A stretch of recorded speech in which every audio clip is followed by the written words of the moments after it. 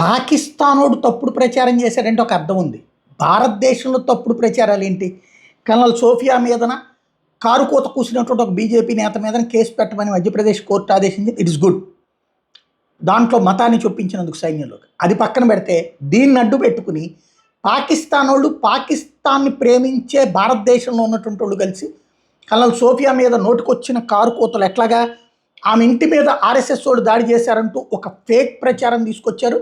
దీని మీదన ఆపరేషన్ సింధూర్లో కీలక పాత్ర పోషించిన కల్నల్ సోఫియా ఖురేషి ఇంటి మీద సంఘ కార్యకర్తలు దాడి చేసి కర్ణాటకలోని బెళగావి జిల్లా గోకాక్లో ఉన్న ఆ కుటుంబ సభ్యుల్ని గాలిపరిచారంటూ సంబంధం లేని చిత్రాలని సోఫియా ఫోటో వేసి ఇష్టానుసారం రాసి పడేశారు. ఎక్స్లో పోస్ట్ చేసేశారు. @UDDINANIS867 హ్యాండిల్ ద్వారా ట్వీట్ చేశారు. ట్వీట్లో ఆర్ఎస్ఎస్కి వ్యతిరేకంగా రకరకాల హ్యాష్ ట్యాగ్స్ కూడా పెట్టి వదిలారు. వెంటనే రంగంలోకి దిగిన బెళగావి పోలీసులు అత్యంత వేగంగా ఈ ట్వీట్ మీద దర్యాప్తు చేశారు. ఆర్ఎస్ఎస్ మీద తప్పుడు ఆరోపణలు చేసిన ఈ ట్వీట్, దానిలో ఉన్న ఫోటోలు, రాతలు అంతా తప్పుడు సమాచారం, పూర్తిగా ఫేక్ అని తేల్చారు. మీడియా ప్రతినిధులకు సమాచారం ఇచ్చిన జిల్లా ఎస్పీ భీమశంకర్ ఈ ట్వీట్ పోస్ట్ చేసిన వాళ్ళ మీద దర్యాప్తు చేసి పట్టుకుంటామన్నారు.